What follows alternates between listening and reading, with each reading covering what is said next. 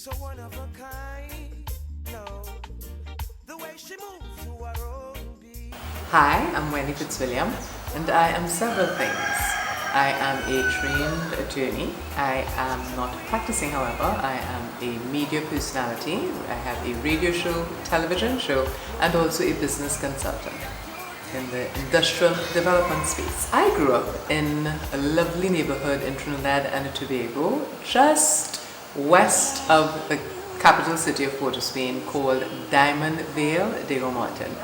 For me, now in hindsight, Diamond Vale had to have been paradise or El Dorado.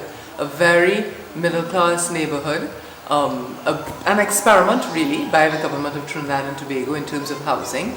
So my neighborhood comprised of Trinbagonians of all walks of life, civil servants from teachers and public servants, soldiers and firemen like my dad, to ministers of government, business persons in the private sector, bank clerks, you name it. Everyone really called the Diamond Vale home back in the day. And it was beautifully done in the sense that, as I said, we were very middle income. My mom was a teacher, my dad a fireman. But Diamond Vale had green spaces everywhere. Every other street had a beautiful park. The neighborhood, built into the neighborhood, were two schools, Diego Martin Secondary School then, now Diego Martin South Secondary School today, and Diamond Vale Government Primary, two very good schools, as well as a community center which housed tennis courts and a swimming pool, which was kind of cool. Not kind of, very cool. So Diamond Vale, was that kind of neighborhood where neighbors looked out for each other and their children. So I was raised not only by my mom and my dad, but by our neighbors next door, the two across the street, and the whole neighborhood. If I got into trouble, as a matter of fact, today, if I get into trouble or I do something they don't like, they let me know. And if I do something they're proud of and they like, they also let me know. We're still a very close-knit community. Even though I no longer live in Diamond Vale, I still consider the Vale home. We live in a very interesting time, and what I love about what I do for a living is I live. I don't have to make a choice. There was a time if you were an attorney, you couldn't be a model or spokesperson. You couldn't be in entertainment. That no longer exists. I think I'm taken very seriously when I'm wearing my hat as a business consultant and I'm, helping develop projects wherever I am in the world. But also when I am in front of a camera, hosting a television show, as I do, as well, and nurturing young women in the area of fashion and beauty, I'm also taken seriously. And one does not detract from the other. And I love that. I love the fact that I live in a time in which you're allowed as a young woman, as a young person, to be very diverse occupationally. And what that allows me is the opportunity to do what I enjoy doing most of all on the planet, as I would like to in my own time, and that's be mom to my fabulous little 9-year-old. I would love to say that I had a clear plan in terms of my future as a young woman, or as a teenager, or as a college student, and I knew exactly where I was going to go. Emphatically not. I knew two things all my life. I wanted to be a fashionable attorney. That was it. And I had no idea how that was going to play out necessarily. Once I started to study law, I realized that I enjoyed law. I enjoyed the study of law very much, but I didn't ever think after my first term at the University of the West Indies, or first semester, that I would want to practice law in the traditional sense. I had no desire to go to court and argue cases. I realized something about law that is very valuable but not ideally suited to my personality, and that is that people only find and source attorneys generally outside of commercial law when there is a big problem or they anticipate a problem. And while I like solving problems, I don't want to live in everybody else's problems all the time. So I would have absolutely no regrets about pursuing my legal education. It has served me in good stead across the board in terms of the negotiation of my endorsement deals, the kind of relationships I get into in media, across the board. However, I really go with the flow. I've always been that kind of person. So I had no plans to be a beauty queen, for example. Absolutely no plans to be a beauty queen. I liked fashion and the beauty industry, modeling, as distinct from beauty pageants. But the opportunity presented itself. My buddy signed me up. I made it without, I have to admit, too much effort as a finalist in Miss Trinidad and Tobago. And once I got in, I was like, okay, you've committed to this, we're going full steam ahead. And I threw myself into it in terms of my preparation, in terms of understanding the business of beauty and pageantry. And that preparation served me in good stead. Similarly, I didn't go pursuing a radio show or a television show. Those two opportunities came to me. And after doing my homework, I realized, these are great opportunities for me to fulfill an aspect of my personality that also rears its head constantly, and that is a desire to give back. I don't do what I do in the philanthropic space because it looks good on my resume. I do it because I genuinely enjoy doing it.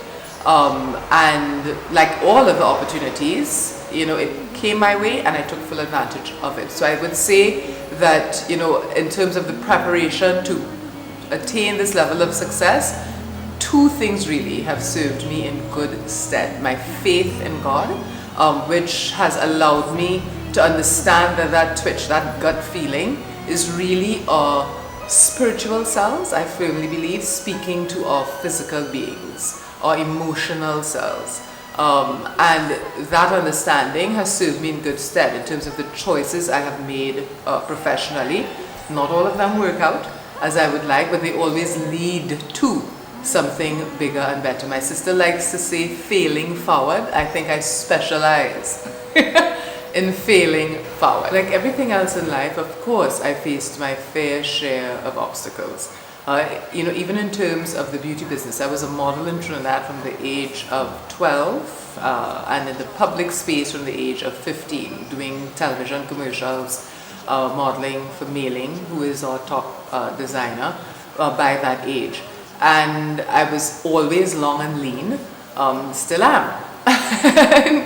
And I remember going to Miss Trinidad and Tobago, a lot of Trinidadians liked me, and in equal measure, many did not.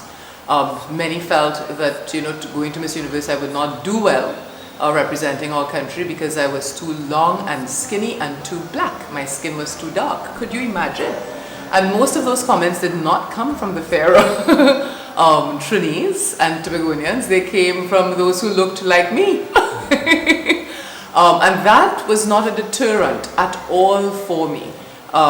It actually spurred me on to do better, to prove to our nationals that door isn't closed, that with a certain level of confidence, a certain level of preparation, you can achieve your goals. And that I truly credit my parents for. As kids with my sister and I, they never cleaned up our mess for us. Now, they allowed us to make our choices, and they are and were and still are very supportive of me and my sister, but they don't do the dirty work for us. If we get ourselves into a pickle, we have to get ourselves out. Now they would advise, but it's our responsibility. So hard work, I don't ever shy away from. Actually, I embrace and enjoy it. I'm suspicious of anything, honestly, that comes too easy. That upbringing, that approach to life has really served me in good stead. The other thing that has served me in good stead is that I don't take myself too seriously, and that's why I'm not afraid to fail, I think. No, for me, is just usually you, Wendy, have not presented well. I have not sold me or my project to my target market. It's an opportunity to go back, rethink, re-strategize, repackage, and come again, harder, bigger, better. So that has been, I think, the key to my success, whether it has been in pageantry, whether it has been in at school, at lower school, whether it has been, in my career after, as I said, as a business consultant. I've gotten many no's. I've converted quite a few of those to yeses. And when I have not, the next opportunity, I'm better prepared for it. So I see often challenges as opportunities, one, and I really, really mean that. I don't know how else to say it, or redirection. Not because something does not work out the way I would like it to, that means that it has had no value. It's probably redirecting me to something bigger and better for me. So I keep my eyes and heart wide open, always. All inner city kids across the planet, and I've traveled this planet extensively, and those of rural communities often are disadvantaged for, in my opinion, no good reason. Inner city kids are usually chopped one on top of the other. The Diamond Vale model of government housing largely disappeared after Diamond Vale. So there isn't any one or thing that's aspirational in those communities, usually, particularly the inner cities. And then in rural communities, it's just a question of a lack of access, which is so unnecessary given how much we as a species, that is humanity, human beings, have been able to accomplish, and how much excess, how much surplus there is on the planet. So an organization like Shashamane Sunrise, very simply, is so effective in creating those opportunities. In the instance where we are working in rural communities, it's giving those kids access to the most basic things like lights. If you have something as fundamental as lighting, many people don't think about it. You'll do so much better in school because you won't only have to study during daylight hours. Can you now in 2015 imagine, doing 3 hours or 4 hours worth of homework by candlelight? Insane and unnecessary. And that's the beauty of an organization like Shashamane. Can you imagine coming from the inner city where you are probably living in a very tiny home with your mom, you're not sure where dad is, or with dad, not sure where mom is. They're working manically to try and make ends meet, to give you a meal, but unfortunately because of that they're not able to take care of your other needs. That's where Shashamane steps in to help you peel away that ugly so that you can focus on the things that will help you as a young kid, a young adult from either the inner city or rural community in some of the most desolate places on the planet, achieve the best you. And the best you isn't the best Wendy, isn't the best Dr. Z, it's the best you. And that's the beauty of an organization like Shashamane. So simply, with resources that many of us now take for granted, affecting real change where it counts. I think it's very good to have role models. I have my own. There are few women and men that I admire very, very much in terms of their career, what they've been able to achieve. Sharon Mbed, who is one of Trinidad and Tobago's best known, most celebrated models, was also retired recently as a permanent secretary in the Ministry of, in the Office of the Prime Minister, rather, here in Trinidad and Tobago, straddling both worlds. Someone I've admired since I was, I think, 8.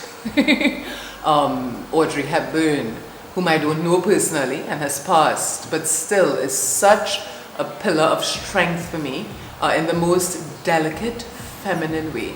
Never want to raise her voice, never want to be ugly, always presenting herself as a lady, but genuine, real. You read sincerity, which I very, very much admire in that individual. And then there are a few others, like our first Prime Minister, Dr. Eric Williams, who had a vision for this country, tunnel vision, in terms of where he wanted Trinbagonians to be, all of us.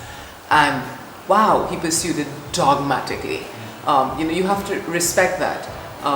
My former chairman, Professor Kenneth Julian, someone else that is emphatically a role model for me.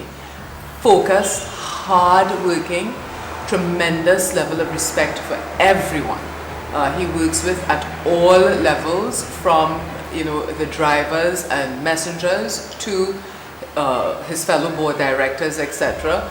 Always a teacher, always sharing his knowledge, giving. And those are things that I have taken in turn and I try to apply in my own life. So for anyone who wants to be like me, I say follow your heart, work hard, never stop learning. All of the people I admire never stop. Professor Julian is now in his 80s and he thinks in many ways like a 28-year-old man in terms of his eagerness to learn more and understand more about the disciplines in which he is very strong and those that he's not. And so is Sharon Embed, who is now retired from the public service but still aggressively working in her own way, working in beauty and fashion, learning constantly and sharing.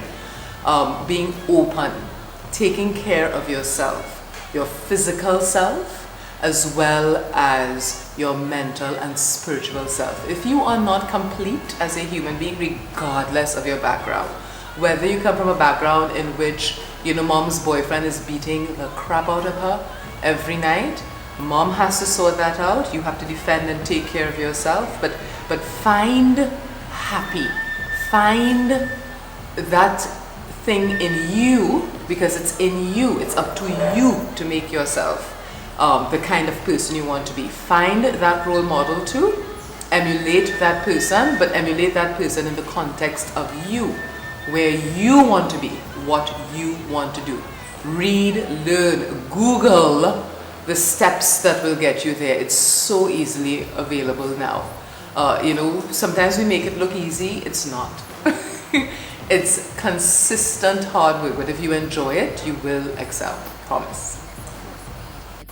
My serving others started really as a little child, and I think it's from the example I got from both my parents, from my mom and my dad. I clearly remember as a little kid, my earliest recollection of this would have been around 6 years old. My dad, after my sister and I opened all of our Christmas gifts, and there were many, because of course we didn't stop believing in Santa until we were way old, because we figured out if we stopped believing in Santa, that would be one less gift under the tree. But Dad would always make us choose something we liked very much on Christmas Day and give it away on Boxing Day. He would take us to one of the homes for kids less fortunate than we were in and around Port of Spain. We would spend time with these kids, laughing, sharing, having soft drinks, whatever, of course, which we took with us, and we would give away a or a few of our gifts, which was kind of hard initially, but something that both my sister and I grew to appreciate tremendously, and that followed us throughout life.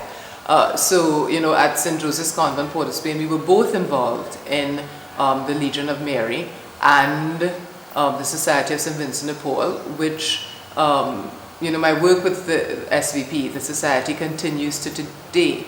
So my work in terms of giving back is really as much a part of who I am as loving to wear makeup and fabulous shoes.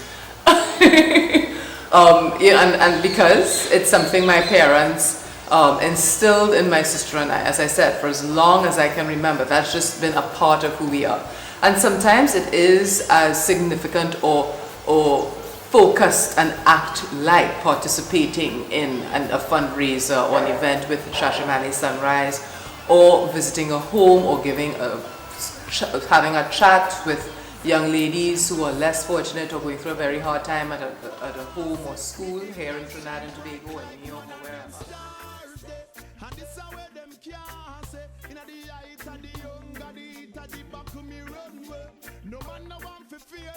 The big bad world, we got to face it, tell you the truth, sometimes it's scared. Have you been there?